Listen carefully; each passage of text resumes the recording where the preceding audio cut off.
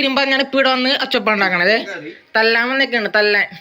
കൊലപാതക ശേഷം ബൈക്കിൽ സഞ്ചരിക്കുകയായിരുന്ന ഋതുജയനെ കൂട്ടുകാട് വെച്ച് സംശയം തോന്നിയ പോലീസ് തടഞ്ഞു നിർത്തുകയായിരുന്നു. സിഗരറ്റ് കത്തിച്ച് ഹെൽമറ്റിടാതെ വാഹനം ഓടിച്ചതിനായിരുന്നു പോലീസ് കൈ കാണിച്ചത്.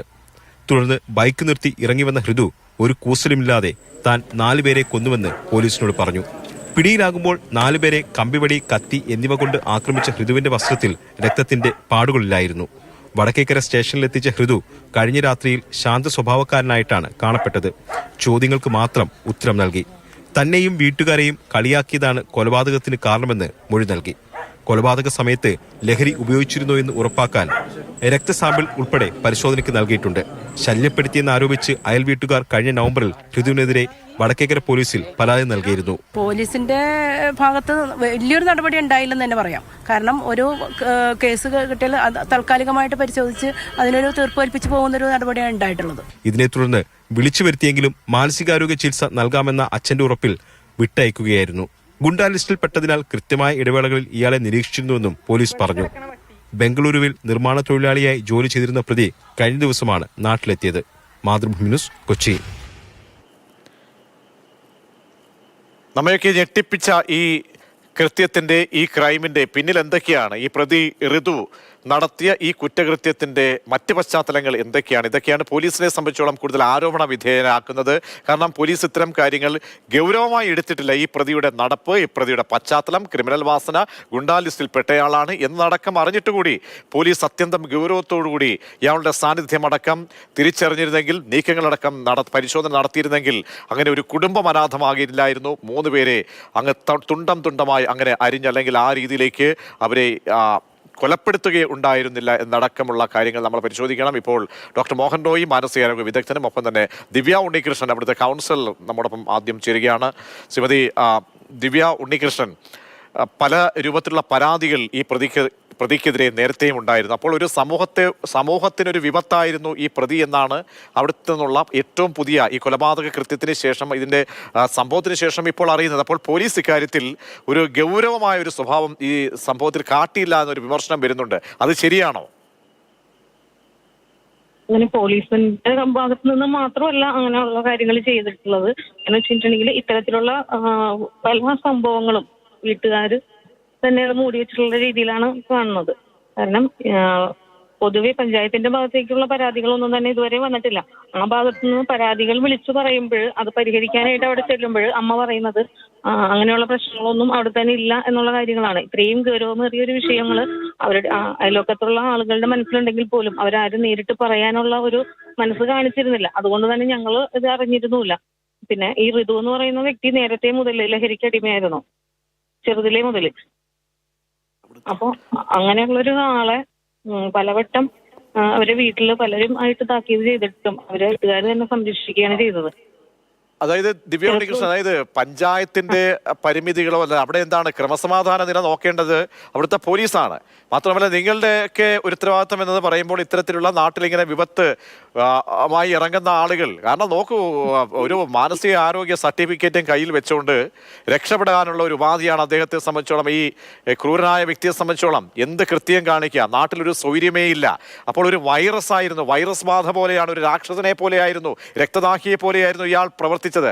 അപ്പോൾ ഇത്രയും കാലം പല പല കേസുകളിൽ പെട്ട് ജയിലിലടക്കം കിടന്ന ആളെക്കുറിച്ച് ഇങ്ങനെ ഒരാൾ നാട്ടിലുണ്ട്, ഇങ്ങനെ ഒരാൾ ഇതാ അവിടെ നിന്നും നേരത്തെ ഒരു അന്യനാട്ടിൽ നിന്ന് ഇപ്പോൾ എത്തിയിട്ടുണ്ട്. അപ്പോൾ ഇതൊക്കെ അറിയേണ്ട ആളുകളുണ്ടായിരുന്നു, അവർ ഗൗനിച്ചില്ല. അതിനൊപ്പം ഇതൊക്കെ മോണിറ്റർ ചെയ്യേണ്ട പോലീസും ഗൗനിച്ചില്ല. ഫലത്തിൽ എന്താണ്? ഒരു കുടുംബം അങ്ങ് മുച്ചോട് മുടിച്ചു കളഞ്ഞു ഈ പ്രതി. 3 പേരെയാണ് ഇല്ലാതാക്കിയിരിക്കുന്നത്. ഒരാൾ മരണത്തോട് മല്ലടിച്ച് ആശുപത്രിയിൽ കിടക്കുന്നു. അപ്പോൾ നമ്മുടെ സിസ്റ്റത്തിനും ഉത്തരവാദിത്തം ഉണ്ടായിരുന്നു, അത് നിറവേറ്റാൻ കഴിഞ്ഞിട്ടില്ല.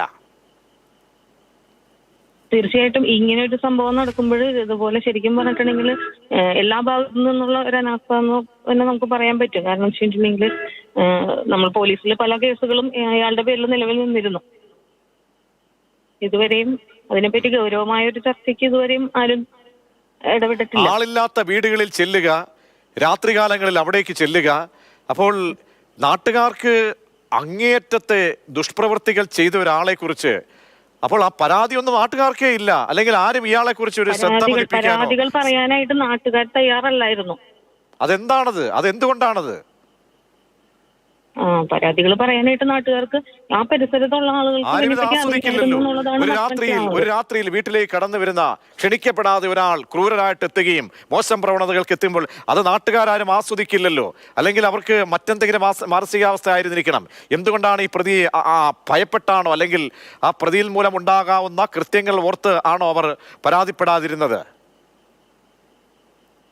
അതെ, നമുക്ക് ആ രീതിയിൽ തന്നെ ആയിരിക്കും. കാരണം ജനങ്ങൾക്ക് ഇയാളെ പറ്റി നല്ല പേടി ഉണ്ടായിരുന്നു എന്നുള്ളത് ഇന്നലത്തെ സംഭവത്തോടുകൂടിയാണ് ഞങ്ങൾക്ക് വ്യക്തമാകുന്നത്.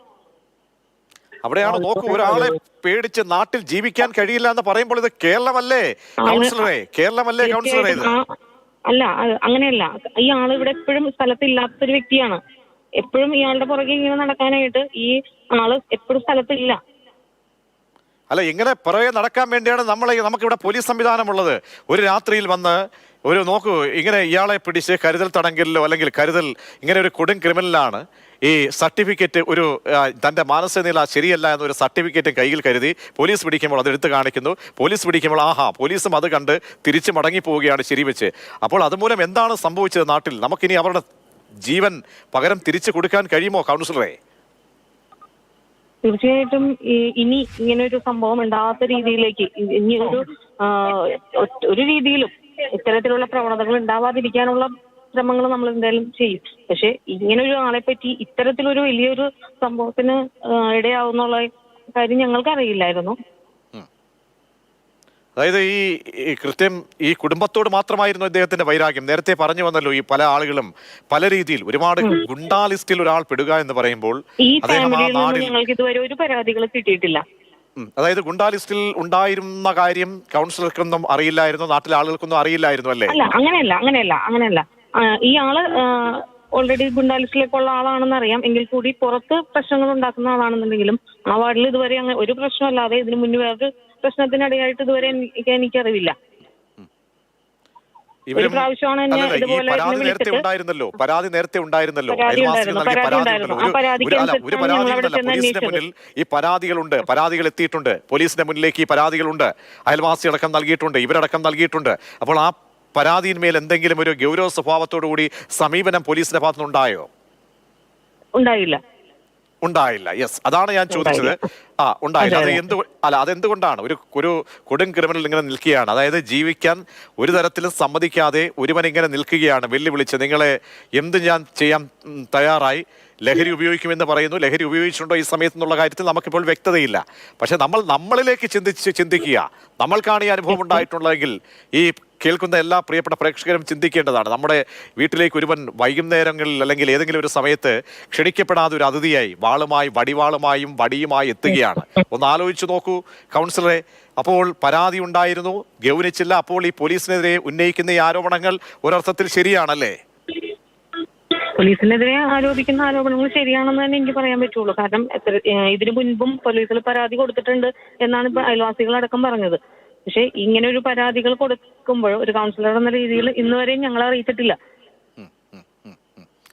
ബഹുമാനപ്പെട്ട കൗൺസിലർ, ഒന്നുകൂടി കുറച്ച് സമയം കൂടി തത്സമയമാണ് താങ്കളെ പ്രതീക്ഷിച്ചത്. അവിടെ നെറ്റ്വർക്കിന്റെ പ്രശ്നമുള്ളതുകൊണ്ടാണ് കുറച്ച് സമയം കൂടി ടെലിഫോൺ ലൈനിൽ തുടരുമെന്ന് പ്രതീക്ഷിക്കുന്നു. ഡോക്ടർ മോഹൻ റോയി, അങ്ങയുടെ സാന്നിധ്യം കുറച്ചുകൂടി ആപ്റ്റാകുന്നത് ഒരു മനോരോഗ സർട്ടിഫിക്കറ്റുമായി കൈവച്ചുകൊണ്ടാണ് ഈ പ്രതി നടക്കുന്നത് എന്നാണ്. അപ്പോൾ ഒരു കുറ്റകൃത്യങ്ങൾക്കുള്ള ഒരു കവചമായിട്ടാണ് ഈ സർട്ടിഫിക്കറ്റിനെ അദ്ദേഹം കണ്ടു എന്നാണ് മനസ്സിലാക്കുന്നത്. അതായത് ബോധം ഉണ്ട് എന്ന് മനസ്സിലാക്കുന്നത് ഈ കൃത്യം നടത്തിയിട്ട് നേരെ പോകുന്നത് പോലീസ് സ്റ്റേഷനിൽ പോയി കീഴടങ്ങാനാണ് ഈ പ്രതി ശ്രമിച്ചിരിക്കുന്നത്. അപ്പോൾ സമൂഹത്തിന് എത്രത്തോളം എൻ്റെ ഓർമ്മയിൽ വരുന്നത് ആലുവ കൂട്ടക്കൊല കേസാണ്. ആ കൊലപാതകം എത്രയോ പേര് അരിഞ്ഞു വീഴ്ത്തിയ ആ സംഭവത്തിന് ശേഷം മലയാളികളെ നടുക്കുന്ന ഒരു കേസായി ഇത് മാറുകയാണ്. അപ്പോൾ ഈ പ്രതിയുടെ പശ്ചാത്തലം, പോലീസിനെതിരെ വരുന്ന ഈ ആരോപണങ്ങളൊക്കെ പൊതുവെ നമ്മൾക്ക് വിലയിരുത്തുമ്പോൾ എത്രത്തോളം ഗൗരവത്തോടെ നമ്മൾ ഈ കേസിനെ സമീപിക്കണം? ശ്രീ മോഹൻ റോയ്. അല്ല, എനിക്ക് തോന്നുന്നു നമ്മൾ കേരളത്തിൽ ഈ 2025 തുടങ്ങിയപ്പോൾ ആദ്യത്തെ വാർത്തയായി തന്നെ മാധ്യമങ്ങൾ റിപ്പോർട്ട് ചെയ്തത് ഒരു 18 വയസ്സിൽ താഴെയുള്ള ഒരു വ്യക്തി ആക്രമിച്ച് ഒരു മുതിർന്ന ആളെ കൊലപ്പെടുത്തിയതുമായിട്ട്. അതിനുശേഷം നമ്മുടെ നാട്ടിലുള്ള ഈ കുറ്റകൃത്യങ്ങളുടെ പരമ്പര നോക്കിയാൽ ഇന്നിപ്പോൾ വന്നിട്ടുള്ള പാലായിലുള്ള ഒരു കുട്ടിയെ ഉപദ്രവിച്ച സംഭവം ഉൾപ്പെടെ കേരളത്തിൽ ഈ 2025 കുറ്റകൃത്യങ്ങൾ വളരെ കൂടുന്നുണ്ട് എന്നുള്ളതാണ്.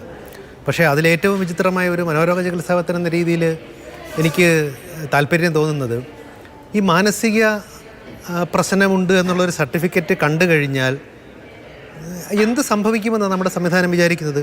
നമുക്ക് വളരെ വ്യക്തമാണ്. പഴയ ഇന്ത്യൻ പീനൽ കോഡിൻ്റെ സെക്ഷൻ 84 അതിൽ കൃത്യമായി പറഞ്ഞിട്ടുണ്ട്. ഞാനതൊന്ന് വായിക്കാം അറിവിലേക്കായിട്ട്. നത്തിങ് ഈസ് ആൻ ഒഫൻസ്, ഇങ്ങനെയാണ് പറഞ്ഞത്. Nothing is an offence which is done by a person who at the time of doing it by reason of unsoundness of mind is incapable of knowing the nature of the act or that he is doing what is either wrong or contrary to. ഒരു വ്യക്തി തൻ്റെ മാനസിക പ്രശ്നം കൊണ്ട് താൻ ചെയ്യുന്നത് തെറ്റാണെന്ന് തിരിച്ചറിയാൻ വയ്യാതെ ഇരിക്കുകയോ നിയമത്തിന് വിരുദ്ധമാണെന്ന് തിരിച്ചറിയാതിരിക്കുകയോ പറ്റുന്ന സാഹചര്യത്തിൽ മാത്രമാണ് ആ വ്യക്തിക്ക് ഈ മാനസിക രോഗം കൊണ്ടാണ് എന്നുള്ളതിൻ്റെ ആനുകൂല്യം ലഭിക്കുന്നത്. നമ്മുടെ നാട്ടിൽ ഈ മാധ്യമങ്ങളും സിനിമയും ഒക്കെ കൊണ്ടുവന്നിരിക്കുന്ന ഒരു രീതിയുണ്ട്. അതായത് ഒരു വ്യക്തിയെ ഉപദ്രവിച്ചൊക്കെ ചെയ്ത് കഴിഞ്ഞിട്ട് സിനിമയിലെ നായകൻ തന്നെ പറയാറുണ്ട്, എന്നെ ഒന്നും ചെയ്യാൻ പറ്റില്ലടാ, എനിക്ക് മാനസിക പ്രശ്നമുണ്ടെന്നുള്ള സർട്ടിഫിക്കറ്റ് ഉണ്ട്, അതുകൊണ്ട് ഒന്നും ആവുന്നില്ലെന്നേ. നിങ്ങൾക്കൊരു മാനസിക പ്രശ്നമുണ്ട് എന്നുള്ളത് കൊണ്ട് നിങ്ങൾ എന്ത് കുറ്റകൃത്യം ചെയ്താലും നിങ്ങളെ ശിക്ഷിക്കില്ല എന്നൊന്നും ഇന്ത്യയിലെ ഒരു കോടതിയും പറയില്ല. അതൊരു തെറ്റിദ്ധാരണയാണ്. നിർഭാഗ്യവശാൽ അവിടെ എന്താണ് പോലീസിൻ്റെ ഇടപെടലിൽ സംഭവിച്ചിരിക്കുന്നത് എന്നുള്ള കാര്യത്തിൽ വലിയൊരു സംശയമുണ്ട്. കാരണം ഒരു വ്യക്തിക്ക് മാനസിക രോഗമുണ്ടാകട്ടെ, മാനസിക രോഗം ഉണ്ടായാൽ അയാൾ ഈ മാനസിക രോഗത്തിൻ്റെ തീവ്രത കൊണ്ടാണ് ഈ കുറ്റകൃത്യം ചെയ്തത് എന്ന് തെളിയിക്കേണ്ട ബാധ്യത യഥാർത്ഥത്തിൽ അദ്ദേഹത്തിനാണ്. നമ്മുടെ നാട്ടിൽ കേസ് പോകുന്ന രീതി അനുസരിച്ച് ഒരാളൊരു കുറ്റകൃത്യം ചെയ്തു കഴിഞ്ഞാൽ ആ കുറ്റകൃത്യം അയാൾ ചെയ്തു എന്ന് തെളിയിച്ചെടുക്കുന്നിടത്താണ് പ്രോസിക്യൂഷൻ്റെ വിജയം. ഏറ്റവും ബുദ്ധിമുട്ടും അതാണ്. ഡോക്ടർ മോഹൻ റോയി, ഇങ്ങനെയുള്ള ആളുകൾ അവലംബിക്കുകയാണ്. കാരണം സ്വയം പരിച ഒരുക്കി അല്ലെങ്കിൽ സുരക്ഷാ കവചം ഒരുക്കി ക്രൈമിന് വേണ്ടി ഇറങ്ങുന്നവർ, നമുക്കറിയാം ചില കുറ്റകൃത്യങ്ങളിലൊക്കെ ഈ ജുവനയിൽ ആളുകൾ, പ്രായപൂർത്തിയാകാത്ത ആളുകളൊക്കെ ഉപയോഗിക്കുന്ന രീതികളൊക്കെ ചിലയിടങ്ങളിലൊക്കെ കണ്ടിട്ടുണ്ട്. അതുപോലെ കയ്യിൽ ഇങ്ങനെ ഒരു സർട്ടിഫിക്കറ്റ് ഉണ്ടെങ്കിൽ എനിക്ക് എന്തും തോന്നിയതുപോലെ ആകാം എന്ന് പറയുമ്പോൾ ആളുകൾ എങ്ങനെ ജീവിക്കും ഈ നാട്ടിൽ? മൂന്ന് പേരെ അങ്ങേയറ്റം നിഷ്കരുണം തല്ലി ഇല്ലാതാക്കി അങ്ങനെയൊക്കെ പറയുമ്പോൾ ഒരാൾ മരണത്തോട് മല്ലിടുകയാണ്. അപ്പോൾ ഇതൊരു ലൈസൻസായി നൽകിക്കഴിഞ്ഞാൽ അവിടെ ജാഗരൂകരാകേണ്ടത് പോലീസാണ്. എന്താണ് ഇദ്ദേഹം ഈ പറയുന്ന ഇദ്ദേഹത്തിൻ്റെ കൈവശമുള്ള ഈ പേപ്പർ അത് കറക്റ്റാണോ? ഇതിനെ മെഡിക്കൽ ഏതെങ്കിലും കൃത്യമായി ഇത് രേഖാമൂലം രേഖപ്പെടുത്തിയതാണോ? അതല്ല അങ്ങനെയെങ്കിൽ അദ്ദേഹത്തിന് നൽകേണ്ട ചികിത്സയുണ്ടല്ലോ. അദ്ദേഹത്തെ വെറുതെ ഇങ്ങനെ അഴിച്ചു വിടുകയാണോ ചെയ്യേണ്ടത്? സമൂഹത്തിലേക്ക് വിടുകയാണോ ചെയ്യേണ്ടത്? അപ്പോൾ അങ്ങനെയൊക്കെ നോക്കേണ്ട ആളുകൾ നോക്കിയിരുന്നെങ്കിൽ ഇത് സംഭവിക്കുമായിരുന്നോ ഡോക്ടറെ? പറയുന്നത് ആ വിഷയം രണ്ടാമതാണ് വരുന്നത്, സെക്കൻഡറിയാണ്. ഞാൻ നോക്കട്ടെ, നമ്മളൊക്കെ പഴയ ജെയിംസ് ബോണ്ട് ആരാധകരാണല്ലോ, നമ്മളൊക്കെ ഈ പഴയ ഓൾഡ് ജനറേഷൻ എന്ന് പറയുന്നവർ. James Bond 007 licence to kill, കൊല്ലാനുള്ള ലൈസൻസ് ഉണ്ടെന്ന് പറയുന്ന പോലെ നിങ്ങൾക്ക് വാഹനം ഓടിക്കാൻ ലൈസൻസ് ഉണ്ടെങ്കിൽ നിങ്ങൾക്ക് വാഹനം ഓടിക്കാനുള്ള ലൈസൻസാണ്. ഒരു മാനസിക രോഗമുണ്ട് എന്നുള്ള സർട്ടിഫിക്കറ്റ് കൊല്ലാനുള്ള സർട്ടിഫിക്കറ്റ് അല്ല, അത് നിങ്ങൾക്ക് മാനസിക രോഗമുണ്ട് എന്ന് പറയുന്നൊരു സർട്ടിഫിക്കറ്റ് മാത്രമാണ്. ആ സർട്ടിഫിക്കറ്റ് വെച്ചുകൊണ്ട് നിങ്ങൾക്ക് മാനസിക രോഗമുള്ളതിൻ്റെ ആനുകൂല്യങ്ങൾ ലഭിക്കുമായിരിക്കും. അതൊരിക്കലും കൊല്ലാനുള്ള സർട്ടിഫിക്കറ്റ് ഇല്ല. അത് വെച്ച് കൊന്നാൽ നിങ്ങൾക്ക് ആനുകൂല്യം ലഭിക്കില്ല. ഞാനൊരു ചെറിയ ഉദാഹരണം പറയാം. നമുക്കെല്ലാവർക്കും പരിചിതനായ തളത്തിൽ ദിനേശൻ എന്ന കഥാപാത്രമുണ്ടല്ലോ, പഴയ സംശയരോഗിയായിരുന്ന തളത്തിൽ ദിനേശൻ. അദ്ദേഹം ഒരു ബാറിൽ പോവുകയാണെന്ന് വെച്ചോളൂ. അദ്ദേഹം അവിടെ വെച്ച് മദ്യപിക്കുന്നു, ഒരാളുമായി വാഗ്വാദത്തിൽ ഏർപ്പെടുന്നു, അദ്ദേഹം കത്തി കൊണ്ട് ഒരാളെ കുത്തിക്കൊല്ലുന്നു. തളത്തിൽ ദിനേശന് ആ സിനിമയിലുള്ള രോഗലക്ഷണങ്ങൾ വെച്ച് നോക്കിയാൽ സംശയരോഗം, ഡെല്യൂഷണൽ ഡിസോർഡർ, ഭാര്യ സംശയമാണ് മനുഷ്യന്. അദ്ദേഹത്തിന് സംശയരോഗമുണ്ടോ? ഉണ്ട്. അദ്ദേഹത്തിന് മാനസിക രോഗമുണ്ടോ? ഉണ്ട്. പക്ഷേ അദ്ദേഹം ഈ വ്യക്തിയെ ബാറിൽ വെച്ച് കുത്തിക്കൊന്നത് ഈ മാനസിക രോഗത്തിൻ്റെ അടിസ്ഥാനത്തിലാണോ? മാനസിക രോഗമുള്ളത് കൊണ്ടാണോ കുത്തിയത്? അവിടെ ഒരു വാഗ്വാദം ഉണ്ടായതുകൊണ്ടല്ലേ. അതുകൊണ്ട് തന്നെ ഈ തളത്തിൽ ദിനേശൻ എന്ന് പറയുന്ന വ്യക്തിക്ക് മാനസികാരോഗ്യത്തിൻ്റെ ഒരു ആനുകൂല്യം ലഭിക്കുകയില്ല. നമ്മുടെ നാട്ടിൽ നിർഭാഗ്യവശാൽ ഒരു തെറ്റിദ്ധാരണയുണ്ട്. എൻ്റെ ബലമായ സംശയം ഈ നിർഭാഗ്യകരമായ തെറ്റിദ്ധാരണയിൽ നമ്മുടെ സംവിധാനങ്ങളും വീണു പോകുന്നു എന്നുള്ളതാണ്. അതൊരു പൊതുബോധമാണ്. ഞാൻ നേരത്തെ സൂചിപ്പിച്ച പോലെ സിനിമയിൽ നായകൻ പറയുന്നു അല്ലെങ്കിൽ വില്ലൻ പറയുന്നു, നിന്നെ കൊന്നാൽ എനിക്കൊന്നുമില്ല, എനിക്ക് മാനസിക രോഗമാണെന്ന് തെളിയിക്കുന്ന സർട്ടിഫിക്കറ്റ് ഉണ്ട്. ഒന്നുമല്ല, അത് മാറ്റിയെടുക്കണം. മാത്രമല്ല ശ്രീ മോഹൻ റോയി, ഇത്തരം ടീംസിനെ പുറത്തേക്ക് ഇറക്കിവിടാനും നിയമപരമായി അവർക്ക് വേണ്ടുന്ന ആനുകൂല്യങ്ങളും നിയമ പോരാട്ടത്തിന് വ്യവഹാരത്തിന് പിന്തുണ നൽകാനുമൊക്കെ പ്രത്യേക ടീംസായിട്ടുള്ള ചില അഭിഭാഷകർ, കാരണം കുറ്റം പറയില്ല, അവരുടെ ജോലിയാണ്. പക്ഷേ ഇത്തരം ആളുകളെ മാത്രം അവർക്ക് വേണ്ടി മാത്രമേ ഞങ്ങൾ വാദിക്കൂ എന്ന് ഇറങ്ങാൻ വേണ്ടിയും പ്രത്യേക ടീംസുമുണ്ട്. അപ്പോൾ അവരൊക്കെ ഇത് കോടതിയിന്മേൽ ഉയർത്തിക്കാട്ടും. ഏതറ്റം വരെയും പോകാനും ആളുകളുണ്ട്. ഈ സംഘടിത കുറ്റകൃത്യങ്ങളുമായി ബന്ധപ്പെട്ട് ഇന്ത്യയിലെ കണക്കുകൾ പരിശോധിച്ച് കഴിഞ്ഞാൽ ഇന്ത്യയിൽ യഥാർത്ഥത്തിൽ 4 കുറ്റകൃത്യം ചെയ്യുമ്പോൾ 1 കുറ്റകൃത്യമേ പിടിക്കപ്പെടുന്നുള്ളൂ എന്നും ആ പിടിക്കപ്പെടുന്ന കുറ്റകൃത്യങ്ങളിൽ 3-1 ശിക്ഷിക്കപ്പെടുന്നു എന്നുള്ള ഒരു കണക്ക് പണ്ട് വന്നിട്ടുണ്ട്. അതായത് നിങ്ങൾ സംഘടിതമായ ഒരു ഗ്യാങ് 12 കുറ്റകൃത്യം ചെയ്താൽ 1 കുറ്റകൃത്യം മാത്രമേ ശിക്ഷിക്കപ്പെടുകയുള്ളൂ, ബാക്കി എല്ലാത്തിലും പ്രതികൾ വെറുതെ പോവുകയാണ് ചെയ്തത്. അപ്പോൾ സംഘടിതമായി കുറ്റകൃത്യങ്ങൾ ചെയ്താലുള്ളതിൻ്റെ ഒരു സാമ്പത്തിക വശം കൂടിയാണ് ഞാൻ പറഞ്ഞത്. അങ്ങനെയാണെങ്കിൽ അവർ തീരുമാനിച്ചൊരു സിൻഡിക്കേറ്റ്, ക്രൈം സിൻഡിക്കേറ്റായി തുടങ്ങിക്കഴിഞ്ഞാൽ അങ്ങനെയൊക്കെ ഉണ്ടാകുമായിരിക്കും. പക്ഷേ അതിനേക്കാൾ അപ്പുറത്തേക്ക് ഇതിനെക്കുറിച്ചുള്ളൊരു അവബോധം ഉണ്ടാകേണ്ടതുണ്ട്. ഇപ്പോൾ പോലീസിന് അദ്ദേഹം ഇത്തരത്തിൽ സ്വന്തം ജീവനോ മറ്റുള്ളവരുടെ ജീവനോ അപകടകരമായേക്കാവുന്ന നിലയിലുള്ള ഒരു മാനസിക പ്രശ്നമുള്ള ഒരാളാണെങ്കിൽ അദ്ദേഹത്തിന് സംവിധാനങ്ങൾ എടുക്കേണ്ടതുണ്ട്. സംവിധാനങ്ങളെന്ന് പറയുമ്പോൾ മാനസികാരോഗ്യ ചികിത്സാ കേന്ദ്രങ്ങൾ ഉൾപ്പെടെയുള്ള സംവിധാനങ്ങളിലേക്ക് അദ്ദേഹത്തെ കൊണ്ടുവരേണ്ടതുണ്ട്.